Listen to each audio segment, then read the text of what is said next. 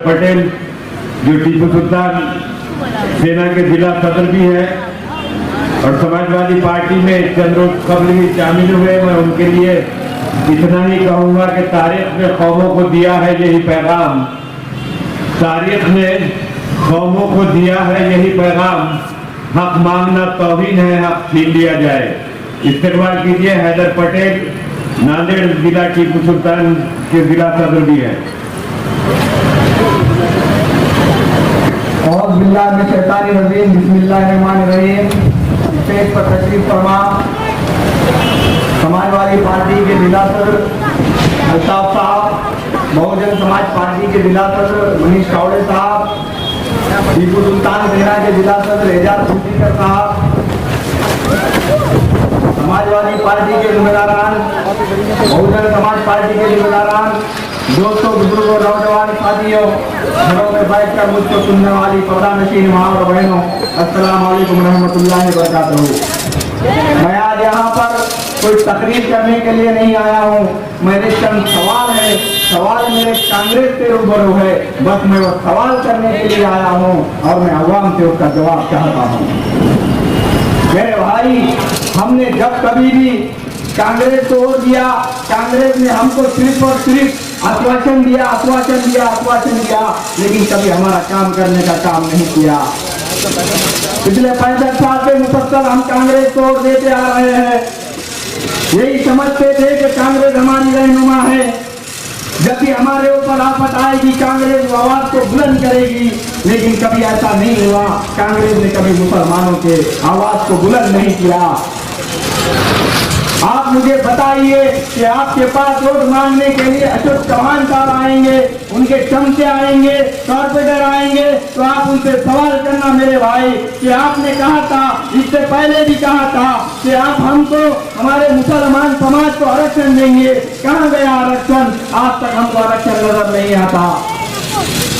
मोदी शेख को मार दिया गया, आप आवाज उठाने को तैयार नहीं है। रोहित यमुना को मार दिया गया, आप आवाज उठाने को तैयार नहीं है। नजीब को मार दिया गया, आप आवाज उठाने के लिए तैयार नहीं है। विश्व हिंदू परिषद, बजरंग दल, सनातन संस्था, ये लोगों ने मिलकर नजीब को दिल्ली की यूनिवर्सिटी के अंदर मार कर जान से मार दिया, लेकिन हमारा यहाँ का जो कहने वाला खासदार उनके खिलाफ कोई अनशन करने को तैयार नहीं है, रोड पे उतरने को तैयार नहीं है, समर्थन करने को तैयार नहीं है। क्या इसलिए मुसलमानों ने इनको खासदार बनाया था? आज नजीब की मां रो कर कह रही है कि मुझे मेरा बेटा वापस चाहिए, मैं यहाँ से चली जाऊंगी। दिल्ली पुलिस उसको घसकते हुए लेकर जा रही है, लेकिन कोई मुसलमान लीडर बोलने को तैयार नहीं है। और मुसलमान जिसको अपना लीडर मानता है, या अशोक चौहान भी बोलने को तैयार नहीं है। तो मेरे भाई, इनसे सवाल कीजिए, वोट हमने आपको दिया था, आपने हमारे लिए क्या किया? आज भी आएंगे, कल भी आते थे, परसों भी आएंगे वोट मांगने के लिए, लेकिन आप सवाल जरूर कीजिएगा लोगों। लेकिन अगर हम सवाल नहीं करेंगे, अगर हम आवाज नहीं उठाएंगे, तो याद रखो मुसलमानों, जो कौम आवाज नहीं उठाती वो कौम लाशें उठाती है। हमको और आपको तय करना होगा कि हम लाशें उठाएंगे, आवाज उठाने वाले बनेंगे। ये बतलाने के लिए आया हूं आज। आपके नगर सेवक ने आपसे बड़े बड़े वादे किए, मुसलमानों के वोट हासिल किए, मुसलमानों के वोट हासिल करने के लिए कहा था कि मुस्लिम बच्चों के लिए यहाँ पर प्ले ग्राउंड बना कर दिया जाएगा। मेरा सवाल है कांग्रेस से, कहाँ गया प्ले ग्राउंड? मेरे भाई, वो क्या प्ले ग्राउंड बना के देंगे आपको? क्योंकि उनका जो रिमोट होता है ना, जिसको प्ले करते हैं, उसका रिमोट जो है अशोक चौहान के पास है। जब वो उसको प्ले करेंगे, जब भी प्ले ग्राउंड बनेगा, तो आपको समझना होगा कि आपका खायद कौन है, आपके वोटों को कौन इस्तेमाल कर रहा है, ये आपको समझना होगा। और आज हाथ होते रहेंगे। मुसलमानों के लीडर कहने वाले कहीं आपको बचाने के लिए आने वाले नहीं है। आप ही के एरिया का एक मुस्लिम बच्चा, जिसको गुरुद्वारे के पास दोनों हाथ काट दिए गए थे, वहां पर कोई मुस्लिम लीडर आने को तैयार नहीं था, कोई कांग्रेसी लीडर आने को तैयार नहीं था। यही शेर महाराष्ट्र का सैयद मोइन साहब ने उसको अपनी कीमती वक्त देकर 50,000 रुपये देकर औरंगाबाद भेजने का काम किया था, उसका ट्रीटमेंट करने का काम किया था। ये बदलाने के लिए आए हैं।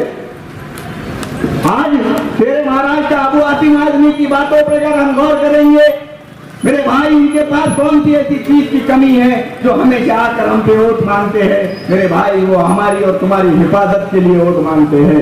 कभी ना कभी हमने आज तक कांग्रेस को बड़ा किया, बीजेपी को बड़ा किया, शिवसेना को बड़ा किया, लेकिन एक बार मुत्तहिद होकर इस समाजवादी पार्टी को वोट करे, मुत्तहिद होकर इस समाजवादी पार्टी के उम्मीदवार, जो कि एक मुस्लिम उम्मीदवार दिया गया है, अब्दुल समद सेठ को वोट करे। साइकिल का बटन दबाकर अब्दुल समद सेठ के हाथों को मजबूत करे। और मैं यही कहने के लिए आपके बीच में आया हूं। हम जब कभी भी मुसलमानों के हुकूक की बात करते हैं, हमारे मुस्लिम लीडर आकर कहते हैं कि आप ये गलत बोल रहे हो, चौहान फैमिली हमारी रहनुमा है। तो चौहान फैमिली से मेरा सवाल है, 900 साल मुसलमानों में हुकूमत की, इस देश के ऊपर 900 साल हुकूमत करने वाले राजा आज गाड़ा चलाने पर मजबूर है, रिक्शा चलाने पर मजबूर है, ऑटो चलाने पर मजबूर है, होटल में काम करने पर मजबूर है। तो ये किसने लाया भाई मुसलमानों के ऊपर वक्त? हम तो 65 साल से मुसलसल कांग्रेस को वोट दे रहे हैं। तो कांग्रेस ने हमारे ऊपर हमको वक्त, ये जो वक्त है कांग्रेस ने हमारे ऊपर लाया है, ये भी हमको नहीं भूलना चाहिए। क्योंकि कांग्रेस चाहती नहीं कि मुसलमान का बच्चे के अंदर तब्दीली आए, मुसलमान का बच्चा पढ़ लिख कर बड़ा हो, मुसलमान का बच्चा इनसे सवाल करे। कांग्रेस तो सत्तार सेठ के जैसे लोगों को चाहती है कि उससे ना सवाल करे, गूंगा भी हो, बहरा भी हो, लंगड़ा भी हो, हम बोले तो उठो, हम बोले तो बैठो, ऐसे लोगों को कुर्सी देने का काम इस कांग्रेस ने किया है। हमको और आपको समझना होगा। और आने वाले दिनों में, पिछले 5 साल में अब तो हद हो गई कि उलमाए दीन ने मीटिंग लेकर कहा अशोक चौहान साहब से कि शरीयत में मदाखलत हो रही थी, मुसलमान की नजरें आपकी तरफ पड़ी हुई थी कि कहीं ना कहीं हमारे एरिया के खासदार मुसलमानों की आवाज को बुलंद करेंगे, पार्लियामेंट में मुसलमानों की आवाज को बुलंद करेंगे। लेकिन मेरे भाई ऐसा नहीं हुआ। अशोक चौहान वहां पर मौजूद तो थे, लेकिन खामोशी इख्तियार करने का काम किया उन्होंने। आप मुझे बतलाइए, आखिर हम कब तक इस्तेमाल होते रहेंगे?